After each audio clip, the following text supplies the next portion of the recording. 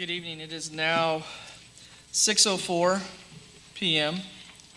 On Monday, July 17th, 2017, and it's time to call this workshop, this regular meeting of the Board of Trustees of San Felipe Del Rio Consolidated Independent School District to order. Ms. Haynes, would you call roll, please? Yes, sir. Mr. Chavita? Here. Mr. Mesa? Here. Mrs. Martinez-Lozano? Here. Mr. Overfeld? Present. Mrs. Gonzalez? Here. And Mr. Smith? Present. Myself? Thank you, Ms. Haynes. We have a quorum. Yes, sir. Let the record show that a quorum of the board members are present, and this meeting has been duly called, and notice of this meeting has been posted in accordance with the Texas Open Meetings Act, Texas Government Code, Chapter 551. This time, if you please stand for opening ceremonies, first with a moment of silence, followed by the Pledge of Allegiance.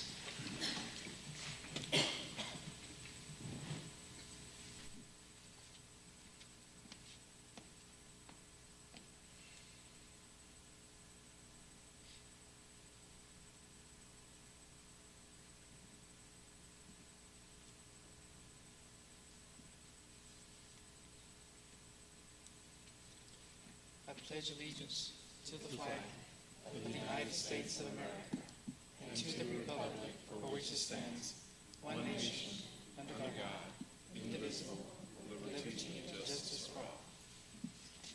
Thank you.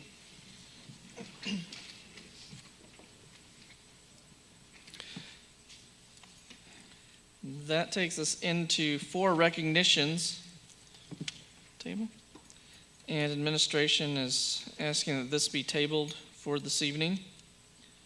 So we're going to table that till next August. So they were unable to be here, and we definitely want to recognize them during a meeting. So I'm going to motion to table 4A until the August board meeting. Is there a second? Second? Okay. Second by Ms. Haynes. All in favor? Unanimous carries. Thank you. Citizens wishing to be heard. Nothing, Ms. Falcone, right? Nothing under 6, 7. That takes us to 8, reports, facilities, and construction report. Mr. Carrera. Good evening, Board President Overfeld, Dr. Rios, members of the board.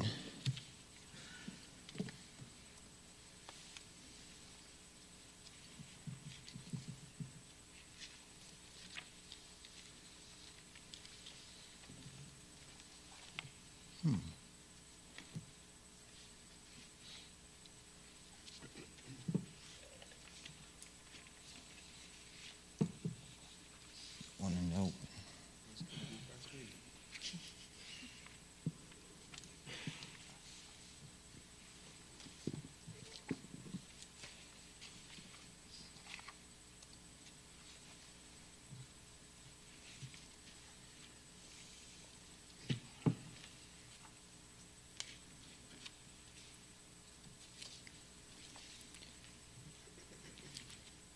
We'll start with the roofing projects. We'll start at Blended Academy. They're about 99% finished with the building J at the Blended. All they lack is the trimming.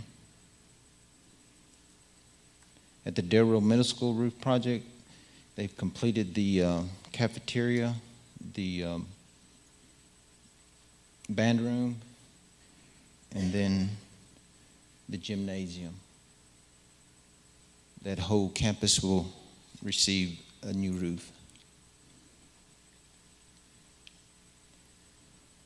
GARFIELD roof, it's about 99% complete also. All they lack is the trimming and the downspouts. Before I go into Early College High School, while you drove by this morning, and I just checked with the principals to make sure that there was no leaks at North Heights Elementary, where we always get them. There was none, and then it got it on, and there was none. So the roofs are being fixed correctly. Awesome. Early College High School. There's the front entrance.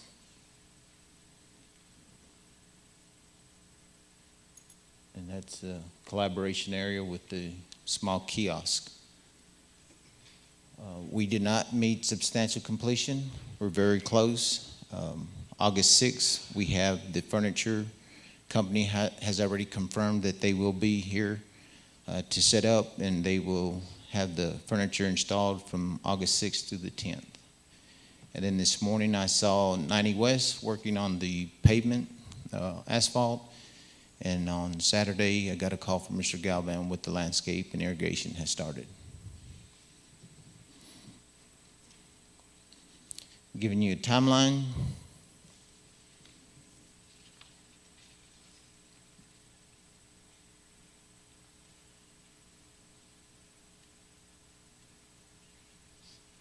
Are there any questions?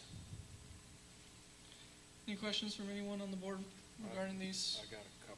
Yes, sir. Mr. Smith? So, can you go back to that first slide? Is that a live picture? Which one? The very first one, right there, yeah. Is that a live picture? Yes, sir. So the roof trim's not complete? No, the trim, I think it was at 90%. They like some trimming, and I saw the downspouts also on the side of the building today. Okay. No leaks tied to that roof trim not being finished? No, sir, not at all. I was there this morning early. Israel, can you go back one picture, please? See, on that rendition, Mr. Smith, you could see that thick trim at the front, and the specifications that the architect did weren't written to that. So the contractor asked the subcontractor to go back and rebend some additional metal to give it that trim. That's why the front isn't done yet, because the contractor went back and had the subcontractor redo it. Rendering better, yeah. Yes, sir. Okay. Okay, so go back to the schedule. The schedule?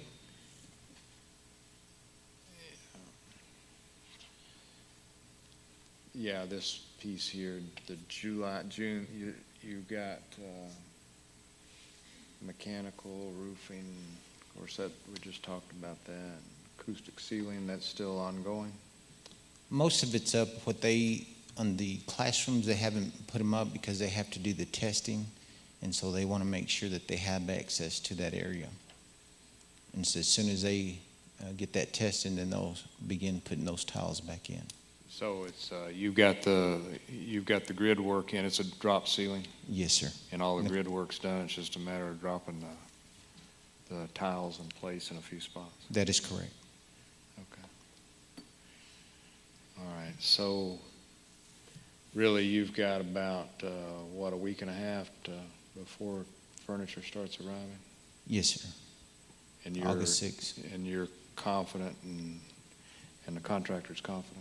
Yes, I've told them there was no excuses. Okay. August 6th, we need to have it.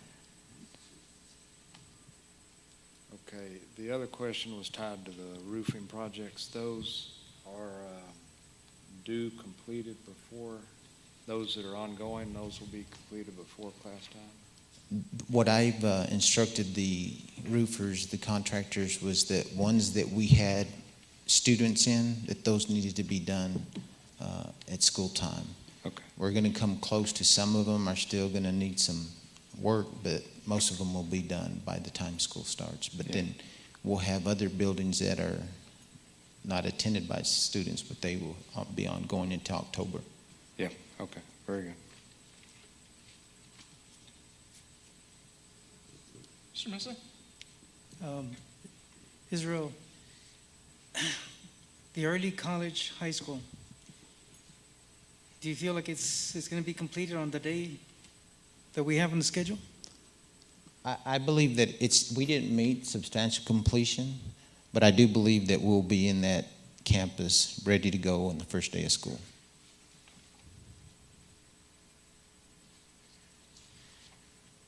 Is that the last date that we have on the schedule, substantial? That is correct, minus the days that they requested because of measurements and clarification. So what is the 100% completion date from the start? original schedule?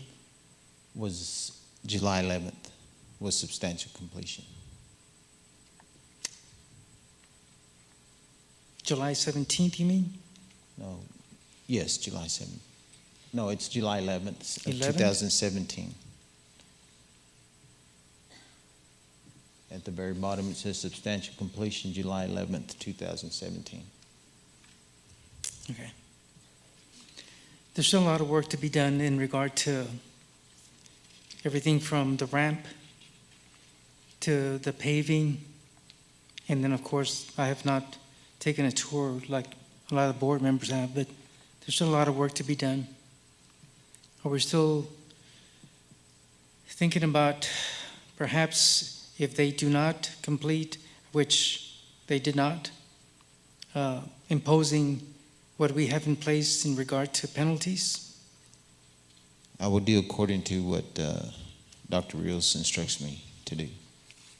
Okay, because we have talked about it for the last projects that we have completed, and again, we want to make sure that we're talking about reality when we come to construction projects and they overextend the time. I'm very concerned with everything from, again, as we saw in the picture, real time, the ramp is not in place, the pavement is not in place, and so there's a lot of things on the outside, and of course, we have the furniture that's still pending. So we need to make sure that what we ask is what we get on these schedules. I'm just speaking for myself. On another related topic, if you go by the Blended Academy, there's a lot of metal, and it looks like either trim from the roof that is alongside the Blended Academy. Have you seen that pile of metal? Yes, sir. I went there yesterday and I noticed it and I brought it to the contractor's attention that they need to remove that. Okay. That's all. So, Yes, sir. Mr. Mess is correct that the ramp and the paving aren't done, but those are district projects, not the contractor. That's outside of the contract. We're doing that ourselves. So that's not on the contractor. And as far as the delays, we'll work all that out. We have fined contractors in the past. In this case, the drawing that was handed to the contractor was wrong, and it caused at least 1 week's delay, so they get credit for those days. And then everything else is still debatable, and we'll work that out and make sure that we follow through the contract.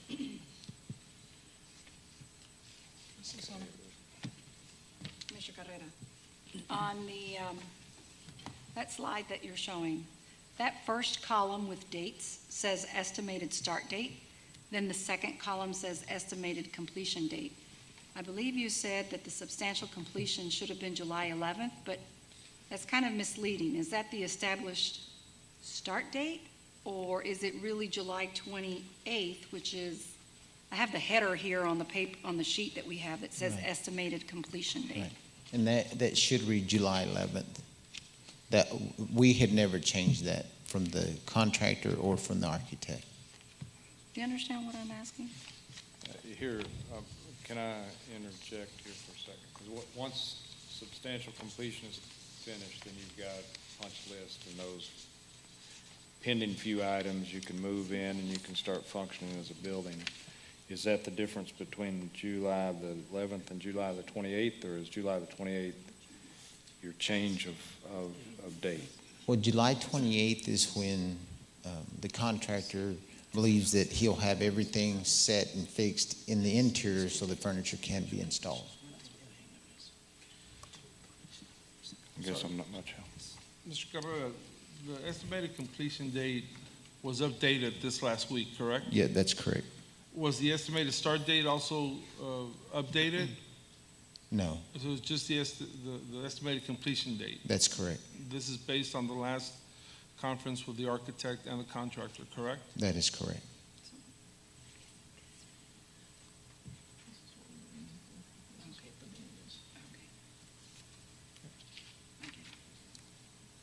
I guess that July 11th should be on this second column.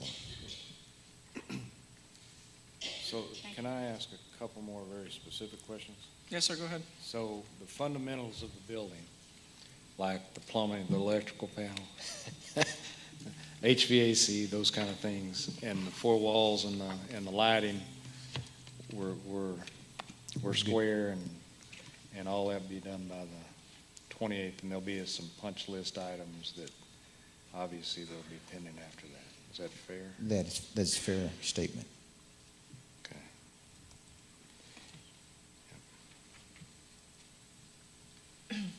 Any other questions, comments? No? Thank you, sir.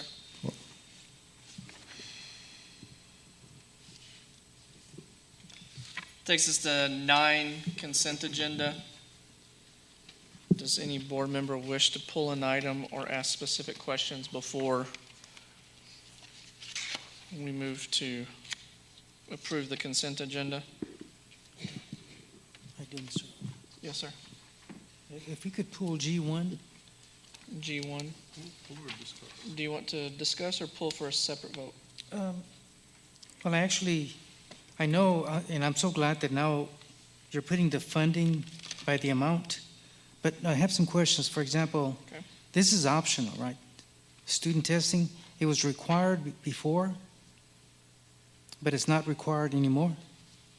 Correct, sir. The state of Texas used to do testing, and then we started this with our own policy a few years, 4 years ago. Okay, and the reason I'm questioning this is because a lot of times we come short in regard to teacher either fringe benefits or it could be teacher pay, and these are areas that we're spending that very easily could go into that category of assisting our teachers, whether it's with insurance or whether it's with a mandated $1,000 pay increase. These are areas that it comes from the general fund. And so I question that because, again, other school districts opted not to do that because it's very expensive. And we're still doing it because it's optional. And so my question is, do we not have the teachers as a priority for spending in fringe benefits that might assist them, or assisting them with insurance premiums by not having them to pay the large amount when we can make decisions here that will benefit our employees? Because we not only have that one, if we look at G5, for example,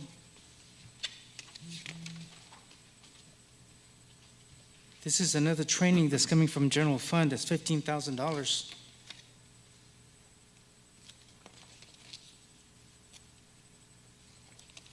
So that's already $46,000 there. And I'm just saying that at one point, we're going to have to decide, to me, employees are more important than perhaps having this optional testing that a lot of districts have opted not to do because of the expense. And that's my point. I don't have a question. I'm just saying that we need to keep our teachers as a priority in assisting them when it comes to expenses that we make, that we have choices of opting out, because most districts they cannot afford it, and so they opt out. It was mandated by law, and they changed it because of districts not being able to afford it, and so they left it up to the districts. You can do it, or you can opt out of it. It's not mandatory. That's my point.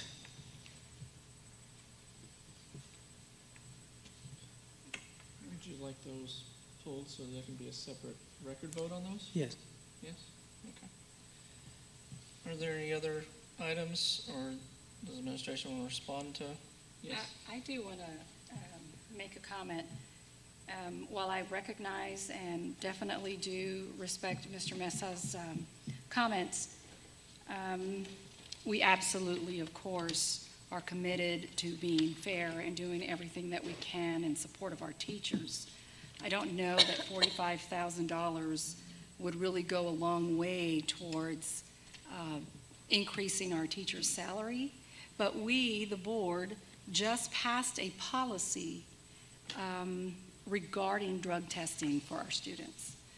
We do have a problem in our community with drugs. It is important that we do these drug screenings so that we can try to identify some of our students who may be in need of some support. At least that's where I'm coming from. We want to support our teachers, of course, but we definitely also need to help our students. So that's where I'm coming from. Thank you. Any other items in consent you have questions on, or Mr. Chavita? No, I was just going to say, I do have a comment to make, but I'll wait. If we're going to pull it out, I'll wait until the discussion comes Okay. up. Then, Mr. Smith? I just got a comment tied to consent on the donation section. Yes, sir. I mean, this is phenomenal, this GEO donation. You know, what was that for and all that kind of thing? And how'd that come about? That's a pretty big deal. I'd like to understand some more detail around that. Yes. We, Okay, yes, sir. awesome. Thank you.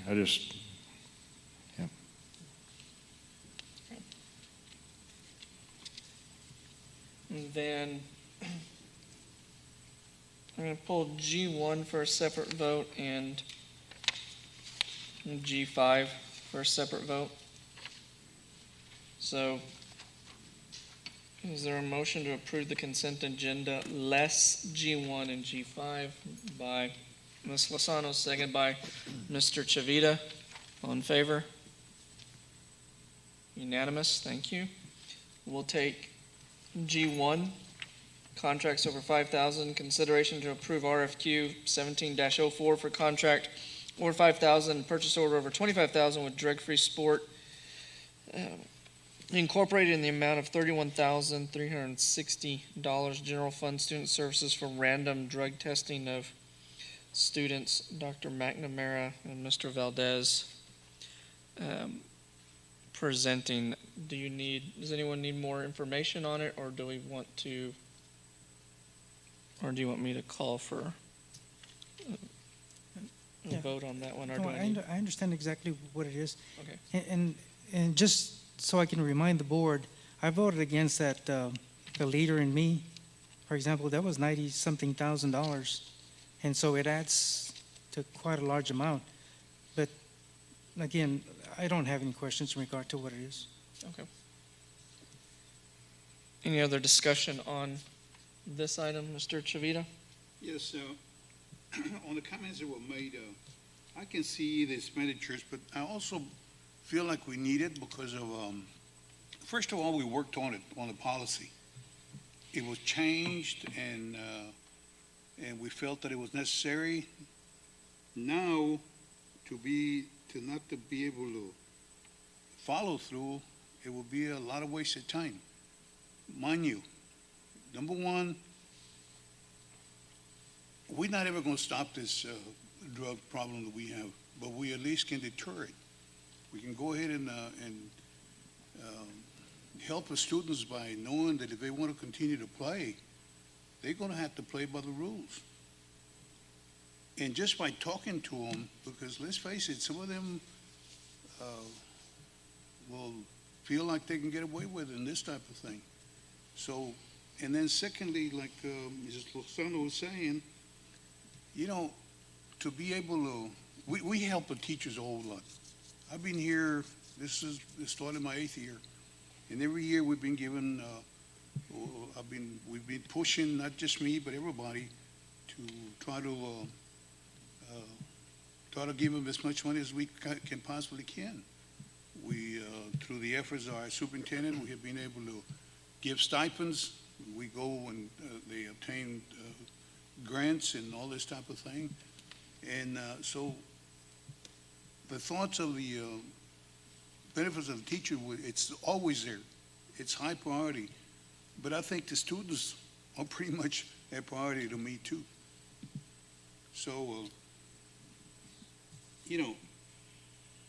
compared to if we were to use that money, we would have to save it for about 4 or 5 years before we can do anything with it to pay the teachers a little bit more. So I don't see it. I think that it's a must right now. We need to utilize that money to help our students.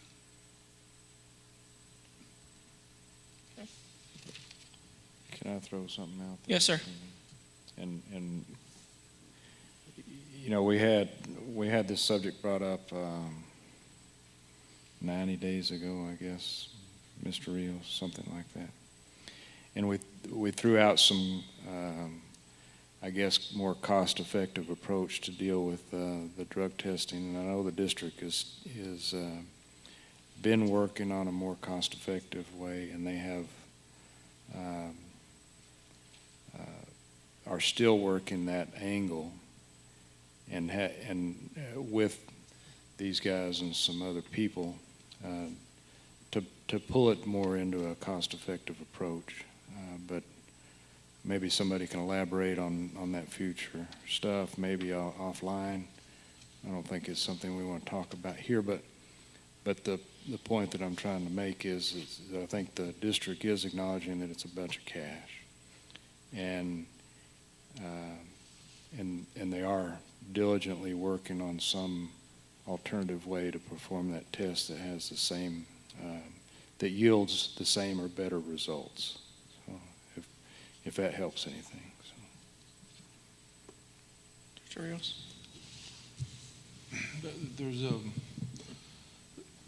We are looking at the district's ability to test more students at a cheaper cost. And we are close to coming up with a solution. Unfortunately, the panel that can be tested with a cup where we could administer it ourselves lacks 2 tests. So we have to have a discussion if we wanted to avoid those 2 tests to be able to test more students. So we are working on that, and we are close. I have to echo some of Mrs. Cecilia Martinez-Lozano's comments.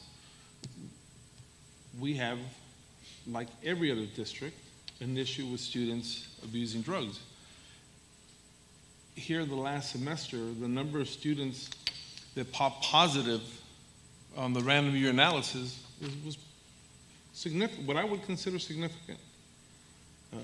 And I think that we have to continue our efforts to prevent or encourage students to stay away from drugs, and this is certainly one that I think has been helpful. But the board does have to make a decision on how much we invest in students and how much we invest in teachers. I think we've been able to have a balanced approach, and at the end of the day, I know that our teachers are our #1 human resource in the district, and we've acknowledged that by having significant raises in the past. Now comes this year, it's a difficult year financially, but at the end of the day, I would just encourage the board to keep in mind that we exist for our students and for their needs.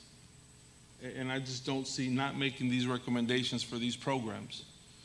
At the end of the day, we'll do right by our teachers, but our first priority is providing a well-rounded program to the students and providing a safe environment for our students. And preventing drugs is a big piece of it. Okay. Is there any other items, or excuse me, any other discussion? Is there a motion to approve consent item G1? First by Ms. Martinez-Lozano, second by Mr. Chivita. Any other more discussion? All in favor? 6 in favor, opposed? 1 opposed. Thank you. G5, consideration to approve the contract over $5,000 to the Flippin Group in the amount of $15,300 general fund state compensatory for winning cultural training for all secondary campuses. Do we Does anyone need any other information on that? Or do we want to go ahead and have me call for a motion and a vote on that one? Okay. Is there a motion to approve the consent item, agenda? I'm going to start over. Motion to approve consent item G5. Mr. Chavita, seconded by Mr. Smith. Any other discussion? All in favor? Opposed? 6 in favor, 1 opposed. Thank you. Ms. Haynes, the donations. Yes, sir. These are monetary donations. GEO, $11,000, Darrow High School. Texas Athletic Productions, $900 to Darrow High School Athletic Program. Philip Mall Memorial Kitchen, $70, Darrow High School CTE Culinary. You have the Darrow Park Foundation, $100 to the Darrow High School Electrical Trade. Life Touch National School Studios, $142.80, Darrow Freshman School. We have 18 donations at $180 to the Darrow Middle School GT program. And we have the Spa and Pro Shop, $300 North Heights Stucco. Thank you for your donations. Thank you. 11A, consideration to approve the 2017-2018 On-Ramps Cooperative Program Agreement between San Felipe Del Rio CISD and the University of Texas at Austin to teach pre-calculus as a dual credit course. Dr. Garza? Thank you, Mr. Overfeld, Dr. Rios, members of the board. This is our second year that we are going to recommend to the board for your approval to start this program. It's an on-ramps cooperative program agreement with us and the University of Texas. This past year, we had 87 students that were enrolled in this class. Ms. Lauren Cardenas was the teacher. She had some training last year, and she will go through some training again this year on July 26th through the 28th. It is anticipated that we'll have about 100 students this coming year. It is a very, very good program. There is no money or expense from the district to University of Texas. It's the 84th legislature appropriation, HB 1, Article 359 was the one that actually is helping us with this. And the money goes straight from TEA to University of Texas. Ms. Lauren Cardenas is here if you would like to ask her any questions. Any questions from the board for Dr. Garza or Ms. Cardenas regarding this program? The only thing, Dr. Garza, it's a wonderful program. I hope we continue. And thank the young lady out there that is present for her efforts to help our students. And for helping to bring the program. Thanks, Ms. Cardenas. Yeah, I echo a lot of what they say, and I think it's cool that graduated, went off, came home, working for us now. They're educating the next generation, so thank you. Recommendation, please. It is a recommendation of the administration that the Board of Trustees approve the On-Ramps Cooperative Program Agreement with the University of Texas at Austin as presented and allow Dr. Rios to sign the agreement and pay the invoice when due. Of course, there is no payment. We have heard the recommendation. Motion by Ms. Lozano, seconded by Mr. Chavita. Any other discussion? All in favor? Unanimous, thank you.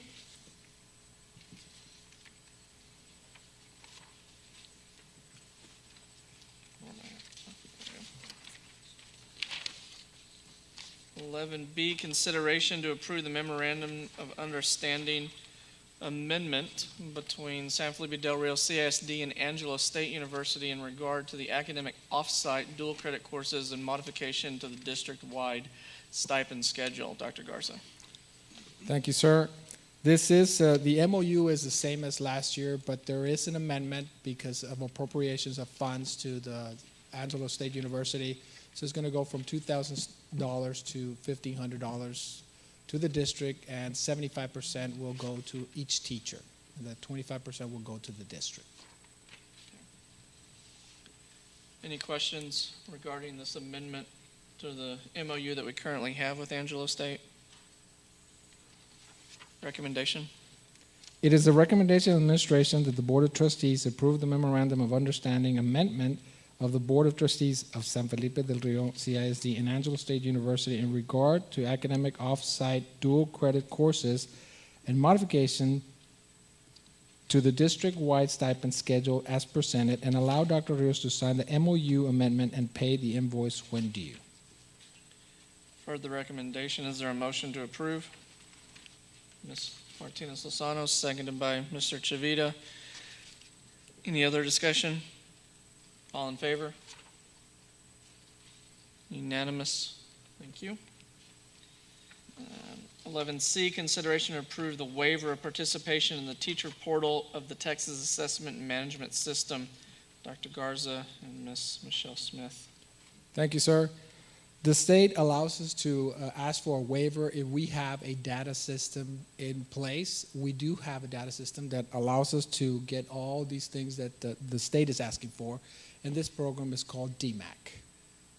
We've used it for several years, and we have not had any problems with it, so we're asking for the board to approve for us to apply for a waiver.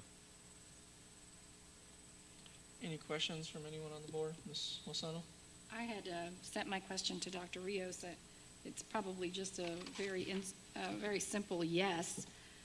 But this that we're approving tonight is through the year 2020. Do we have a contract with DMAC through 2020? Or do we have a mechanism for making sure that we loop back to make sure that whatever new system we might purchase will meet the requirements for the state? Yes, ma'am. The DMAC contract is supported through the service center. So those are updated every year. And should we fall short on a year, I don't anticipate it. DMAC is probably the best program out there. We will come back and not ask for a waiver the following year. Thank you. Any other questions? Recommendation, sir?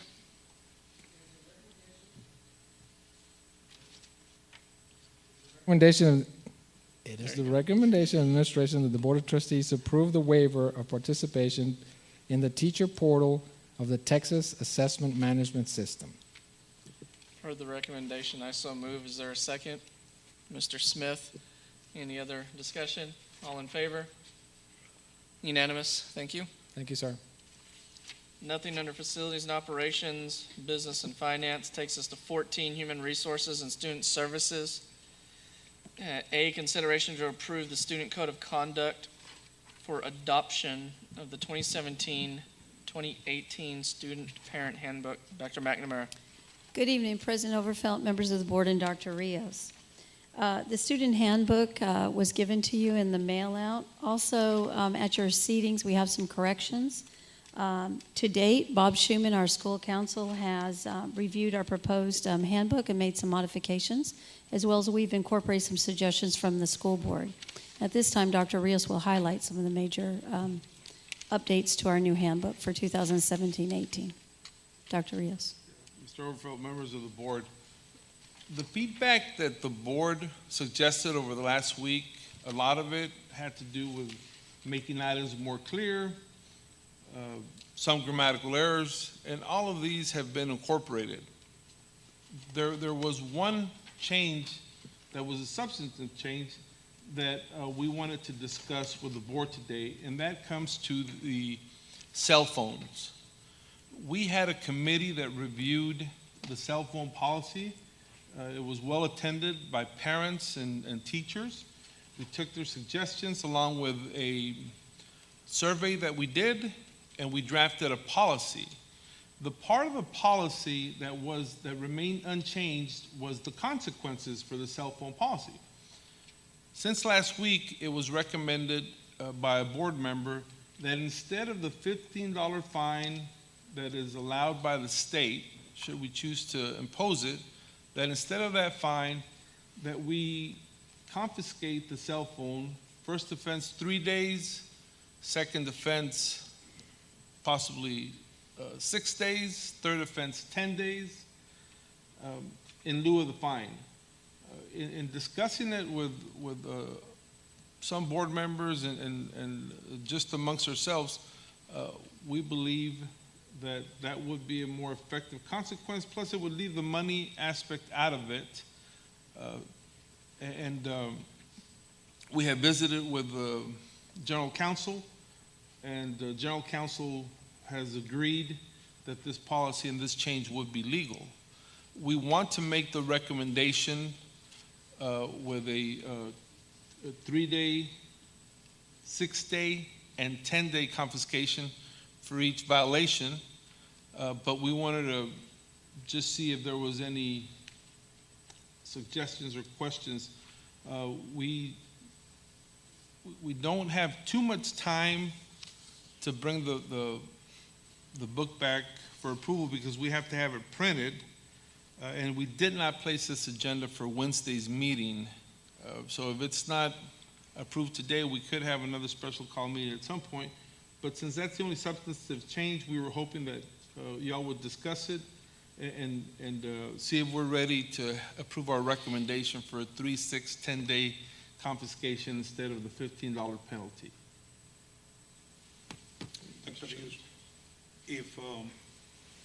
If the 10 days, after the 10 days it continues, what follows?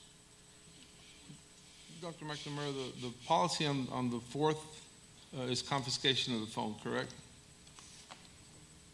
Yes, the 4th says cell phone privileges will be revoked for the remainder of the school year. Oh, okay. Ms. Lozano?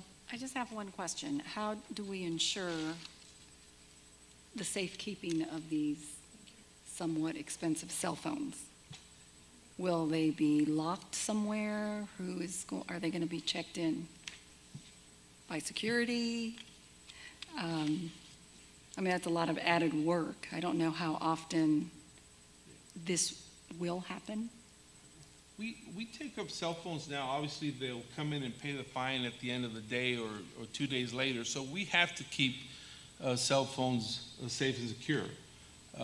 Because we would be holding the phone for a longer period of time, President Overfeld brought up this issue earlier also. We would work with each individual principal to make sure that there was a designated safe place for each phone, kind of use a two-lock concept. So we would absolutely provide for that, as well as the communication with the parents as part of the handbook so that they know the consequence policy. I think it's great that we do away with the fines, and quite frankly, if the parent is paying, I don't know how impacted the student would be because they're getting their phone at the end of the day. So it might be a more appropriate consequence, just as long as we maintain a log and whose phone is whose and all of that. Mr. Chairman. Yes, sir. Dr. Rios, another thing, like on the 10 days, or the third time, rather, I should say, is there any way that maybe the parents could be communicated, or are you going to do it every time that it's picked up so that they'll know, so they won't come back at us and says, hey, I was never notified, now my kid needs to write, there's no way that I can, all the safety features that they might come up with. Yes, sir. Our expectation is for the principals to have communication with the parents anytime that there's a violation of the student code of conduct. Sir, are these school days? Yes, Like if ma'am. you pick it up on Friday, you still have, you're not going to count Saturday and Sunday? Yes, ma'am. These are school days. Okay, that's going to be in the handbook. Yes, it would be difficult if we confiscated the day before the Christmas holiday, but yes, ma'am. Too bad. These are school days, Okay.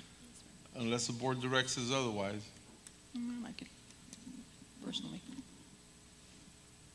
School days or calendar days? School days? I think, you got a great point. Because Yeah, if this is the day before school's out, then all summer may not be fair, but yeah, that's a loophole for sure. I think it's a very effective, it's going to be much more effective tool for the teachers. So I don't know how to deal with the end of the school year more so than the holiday. The holiday is a couple weeks, whatever, but a couple months, that may be a stretch. We don't have a problem making it 10 calendar days. A student not having the cell phone on a weekend is probably harder than a student not having the cell phone on a school day. Yeah. We don't have a problem with the calendar days, Mr. President. Whatever the majority of the board wants to. Yeah, I'm good with calendar days. Okay, I would say 10 calendar days. calendar.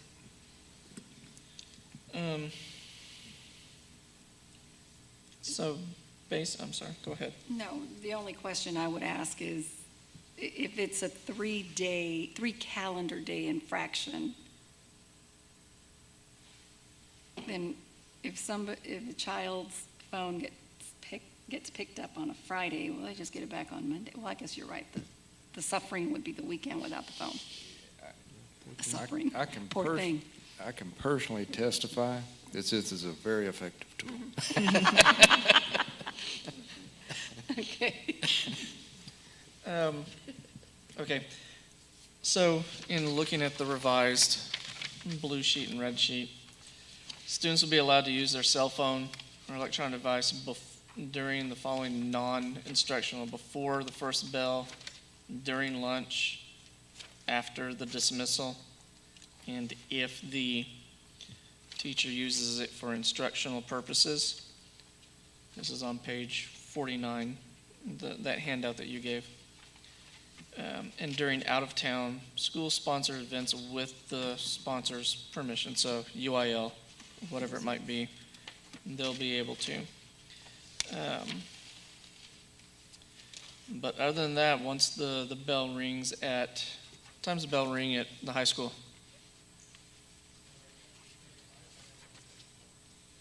Okay, when's the first bell gonna ring?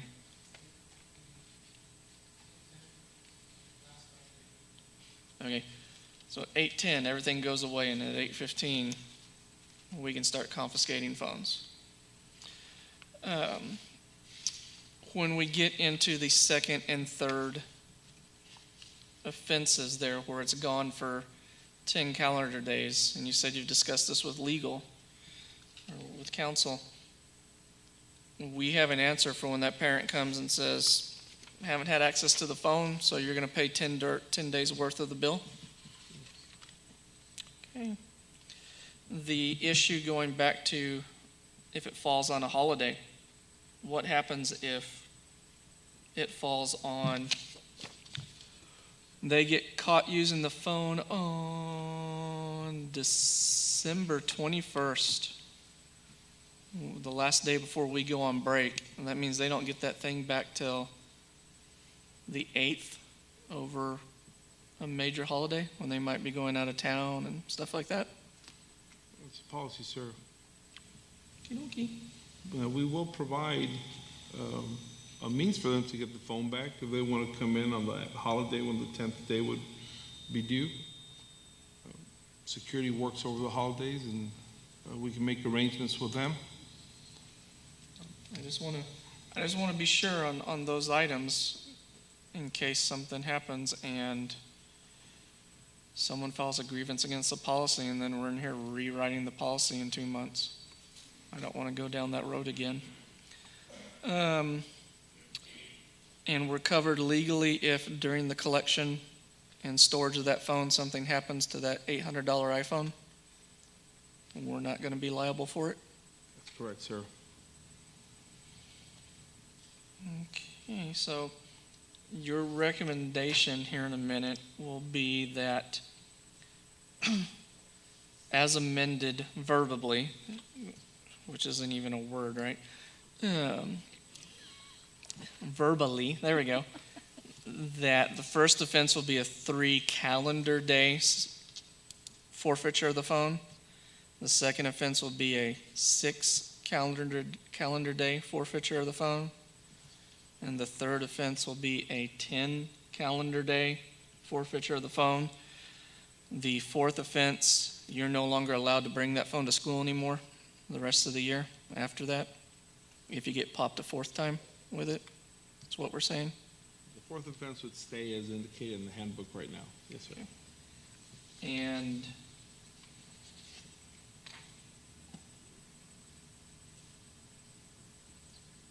okay, do we have to spell it out about if it gets picked up the day before Christmas, you don't see it for 2 weeks?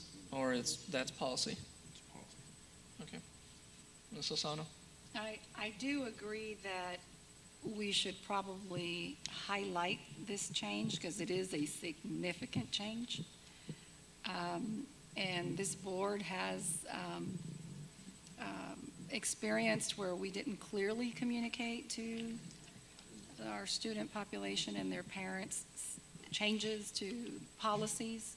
So perhaps highlighting it somehow so that, and even in orientation or whatever, making sure that we do communicate to parents and the students that this is a tougher consequence, but we want them to know that it's really going to stick.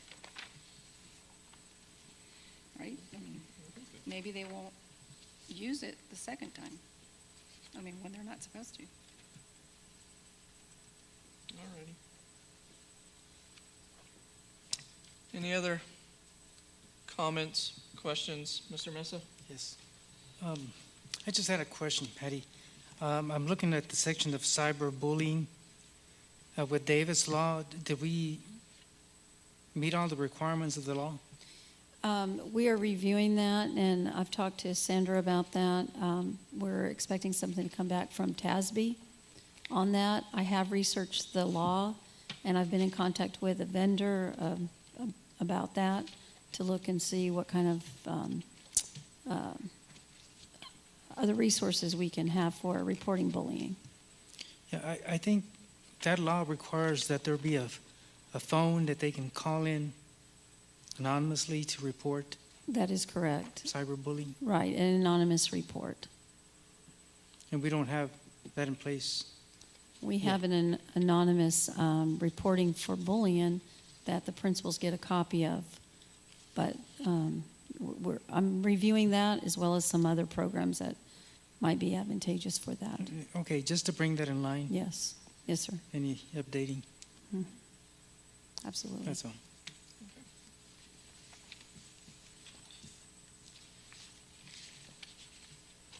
Where's the recommendation when you're ready, sir? Any other questions, comments on this item? Recommendation? President Overfelt, members of the board, it is the recommendation of the administration that the student code of conduct be approved as presented with the amendment to the cell phone policy, specifically the consequences for bringing a cell phone to be a confiscation for 3 days first offense, 6 days second offense, and 10 days the third offense. The remainder of the handbook stays intact as presented. For the recommendation, is there a motion to accept? Mr. Smith first, any seconds? Mr. Chavita, second. One question before we take the vote, or comment. The whole idea behind the stuff for the cell phones is to enhance the learning environment. We're not trying to take away parents' ability to get a hold of their student, stuff like that. It's to enhance the learning environment so those distractions aren't there, correct? That's Correct. the whole thing behind it. Okay. Just want to make sure that is out there. For the recommendation, we have a first and a second. All in favor? Unanimous carries. Thank you. Thank you. 14B, consideration to approve the deaf education interpreter position, the job description, evaluation forms, and administrative classification listing. Dr. McNamara. Yes, sir. President Overfelt, members of the board, and Dr. Rios. The administration is respectfully requesting a new position, deaf education interpreter, at a pay grade 2A, days 193, will be funded under special ed funds, which is 224 federal funds. In your packet, you received the updated, you received the job description, the evaluation, and the revised administrative classification listing to review. At this time, Dr. Aguirre is in the house, and if you have any questions, she'd be delighted to answer those. Are there any questions from the board over this position and the listings and classifications?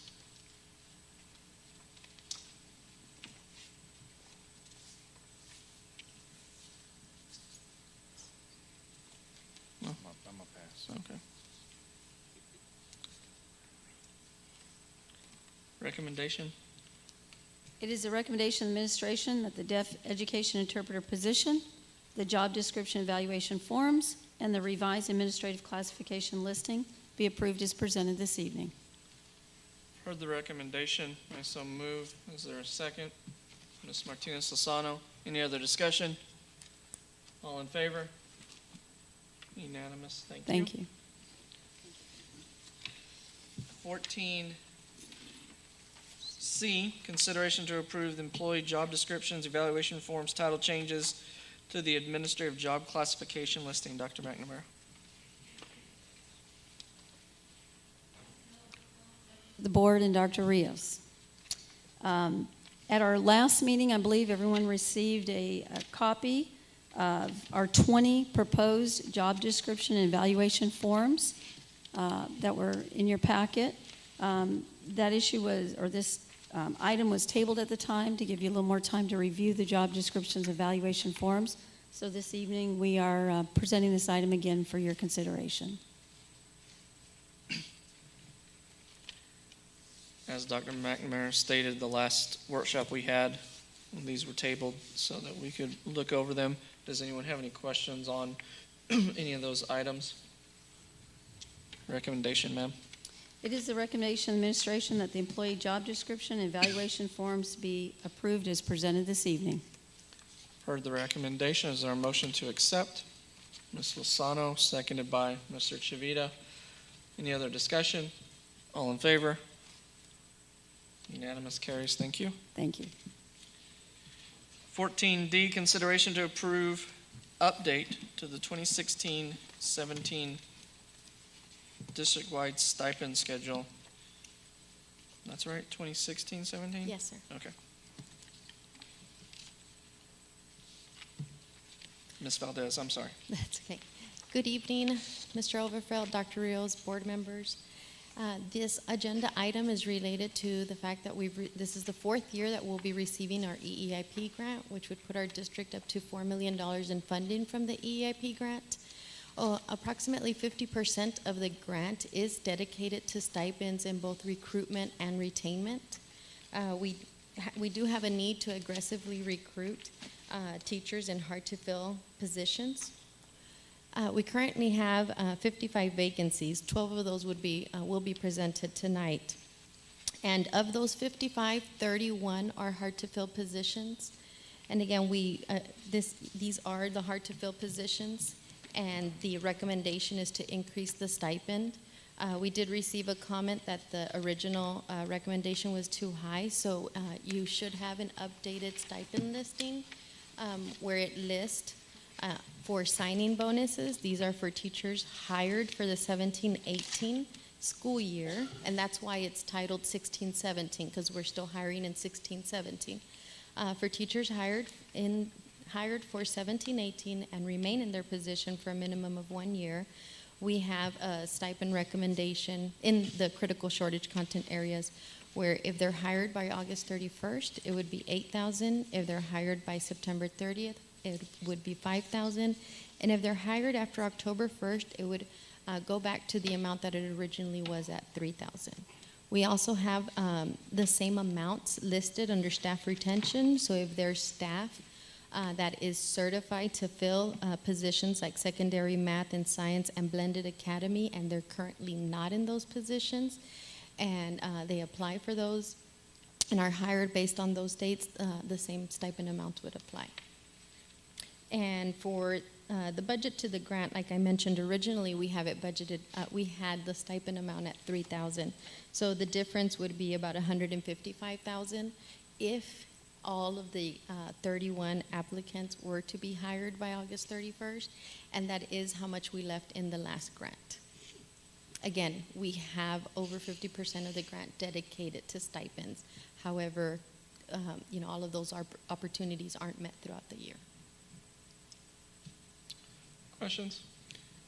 Ms. Lozano? I just have one quick question, and it may have been in there and I just didn't pay attention. Is there a commitment required for the stipends? They sign on and they commit to 2 years, 3 years, 1 year? Since this grant is for 1 year, in the stipend listing, it says, and remain in position for a minimum of 1 year. So it's a bonus for 1 year? Correct, ma'am, yes.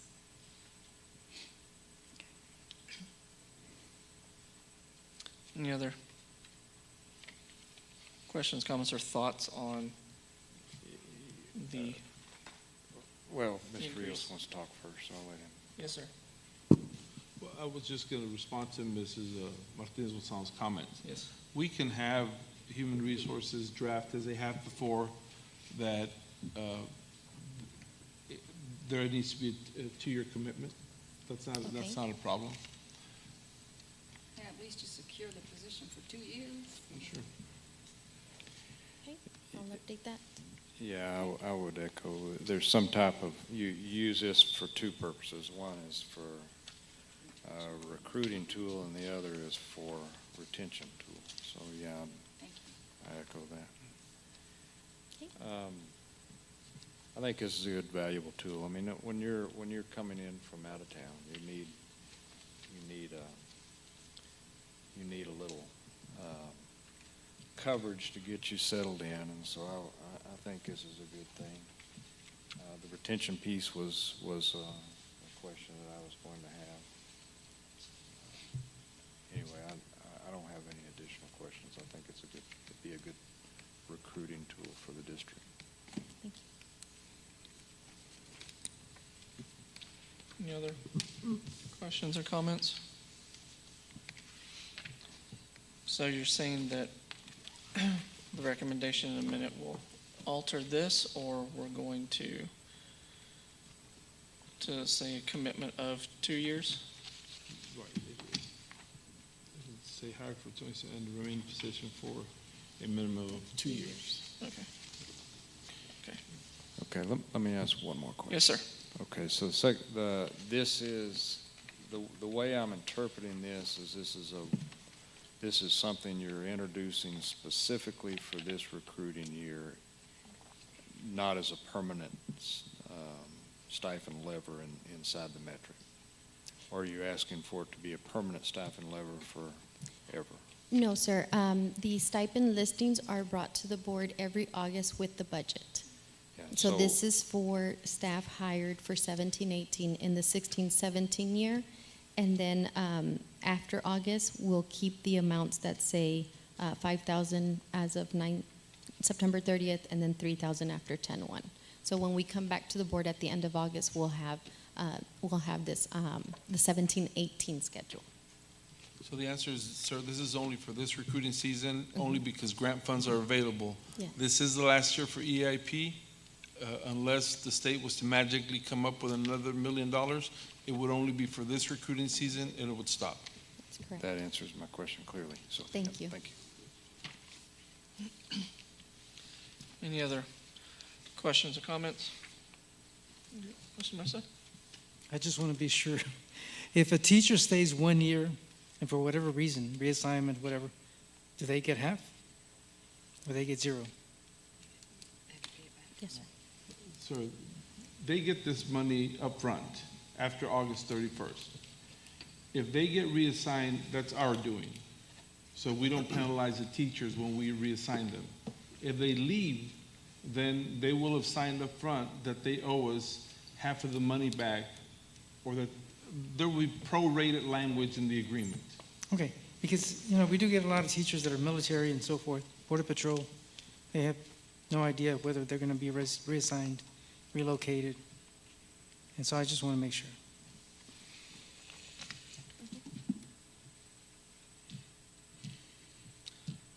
Recommendation, ma'am? Yes, sir. It is the recommendation of the administration that the Board of Trustees approves the 2016-2017 revisions to the district-wide stipend schedule and for the individuals that are hired to remain in the position for a minimum of 2 years. Further recommendation, I so move. Is there a second? Mr. Smith? Any other discussion? All in favor? Unanimous, thank you. Thank you. Look at that, it's now 7:08. And it is time for closed session.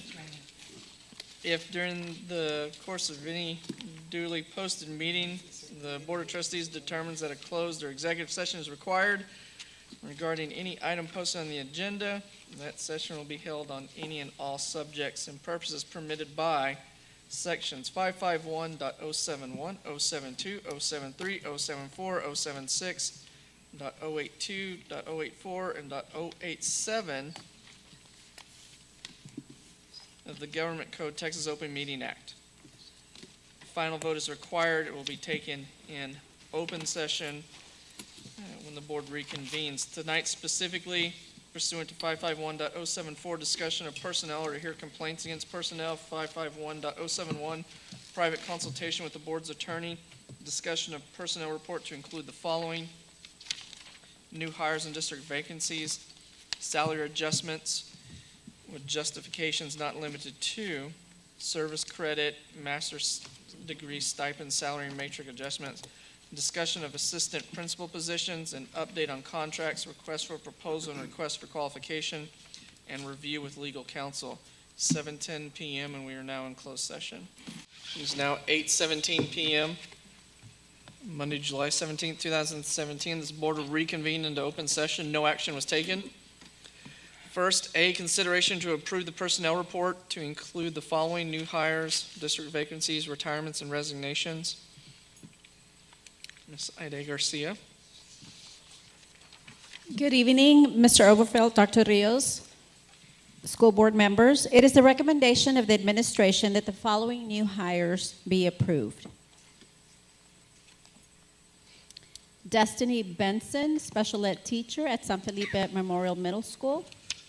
Dariela Gallegos, second grade teacher at Fermin Calderon. Julia Iris Donald, music teacher at Del Rio High School. Maria Rodriguez, first grade teacher at Buena Vista Elementary. Laura Charlton, elementary teacher, special education, life skills at North Heights Elementary. Metri Alcantara, third grade teacher at North Heights Elementary. Christy Coles, math teacher at San Felipe Memorial Middle School. Margot Flores Baker, Spanish teacher at San Felipe Memorial Middle School.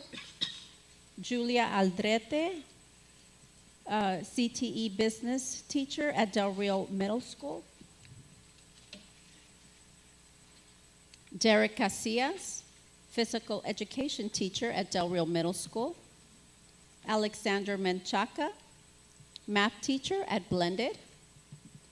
Carlise Jurado, speech language pathology for the special ed department. Further recommendation, is there a motion to accept? Ms. Martinez-Lozano, seconded by Mr. Chivita. All in favor? Unanimous, thank you.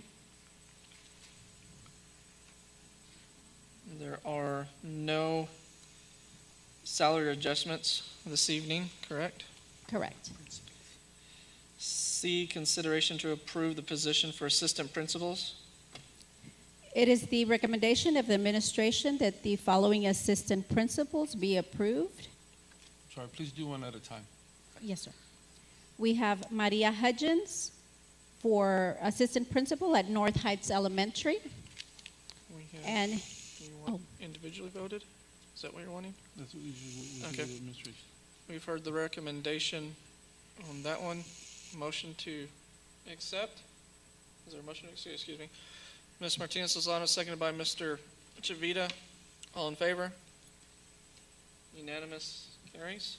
Next. and the next consideration that we're asking for assistant principal is Mr. Jesus Soto Jr., assistant principal at Del Rio High School. Heard the recommendation. Is there a motion to accept? So moved. Mr. Chivita, seconded by Ms. Martinez-Lozano. All in favor? Unanimous, right, Bob? Mr. Chivita, you said yes? Okay. Unanimous, thank you. Thank you. 17, Superintendent's Report, the 2017-18 Budget Calendar. Dr. Rios? Yes, sir. Mr. President, members of the board, we have been looking for the second calendar day to have the workshop, budget workshop, specifically on operations. We polled the board earlier, and everybody agreed to Monday, August 14th. Problem is that we have a budget meeting already on Monday the 14th. We were hoping to do Monday the 14th and Tuesday the 15th. Will that be agreeable? I'll say for myself, I will not be in attendance either one of those dates. So. Okay, well, we wanted to schedule something today just to have it done, but we tried and we got our own wires crossed. We'll come back during this week, visit with each individual board member to see if we can come up with a day. But it is important, we have some decisions to make, and it is important that we meet with the board and have some action taken at that meeting. Okay. Okay, so we'll visit. Is there anything up front that somebody can tell us, a week that doesn't work? That way we know to not even bother with that week? Yeah, so that full week of August, the 13th, 14th, whatever that is, I'll be out. And then I've got, not next week, but the following week, I'll be out 2 days that week that I know of. And I know that I'm going to need to be out 2 nights during the first 2 weeks of August. So anyway, it's going to be a screwy schedule for me. So don't let me hold up the train. So. Okay, well, we'll just work the day where we can get the most board members. August the 7th, that week I'll be out. August 7th for Mr. Mesa. The whole week.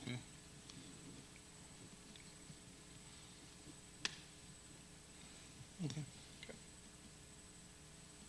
Okay. And then day after tomorrow is the workshop on insurance. Yes, sir. Okay.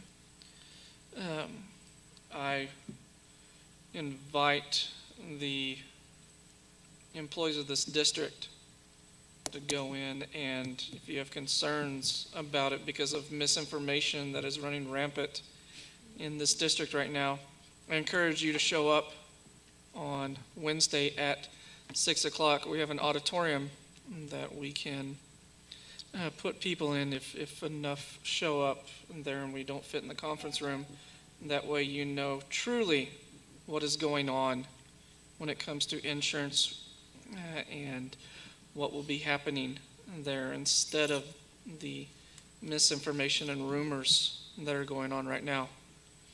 So I would hope that other board members inform individuals of that as well, so that the truth can be out there and not just misinformation. And if we have to move it in here, we will. I don't think it'll be a problem.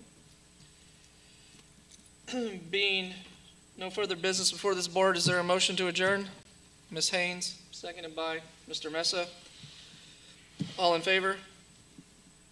Adjourned unanimously at 8:25 p.m. Thank you.